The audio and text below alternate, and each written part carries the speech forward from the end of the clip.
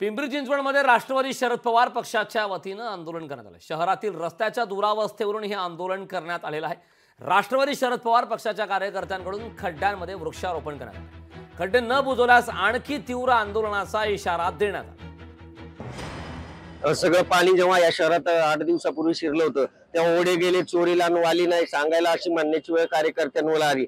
आणि जेव्हा प्रशासनावर शासक म्हणून लोकप्रतिनिधींचा वचक नसतो किंवा लोकप्रतिनिधींचं ध्यान वेगळ्याच गोष्टीकडे लागलेलं असतं त्यावेळी असे प्रकार होतात आणि याचा सर्वसामान्य करदात्या नागरिकाला त्रास होतो। हे आपण चरोलीत उभं आहे, पण चरोली पासून शेवटच्या मामुर्डीच्या टोकापर्यंत जरी गेलं तर रस्त्यावर तुम्हाला गुडघाभर खड्डे दिसतात। आणि अर्बन स्ट्रीटच्या नावाखाली परवाच भोसरीच्या उड्डाण पुलाखाली 54 वर्षाचे मला वाटतं चरोलीचे ते जावई असतील, त्यांचा निष्पाप जीव गेला कारण लक्ष नव्हतं, बाहेर आलेले होते। म्हणजे कोणीच विचारायला नाही, आंधळ दळतंय आणि कुत्र पीठ खातंय अशी या महापालिकेची अवस्था आहे। तर भाजपचा आणि प्रशासनाचा या ठिकाणी करावा तेवढा निषेध कमी। आपण जर घरातनं बाहेर पडलो, विशेषतः टू व्हीलर चालवणाऱ्या लोकांची परिस्थिती, त्यांना एवढा प्रचंड त्रास होतो याच्यामुळं, म्हणजे एखाद्या खड्ड्यातनं एखाद्या माणसाचा जीव जाऊ शकतो अशा परिस्थिती, हे खड्डे एवढे मोठे खड्डे या ठिकाणी निर्माण झाले।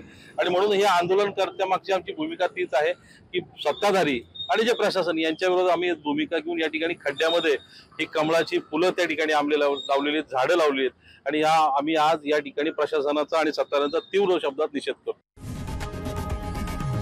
लोकशाही मराठी ऐका, पहा, जागरूक रहा।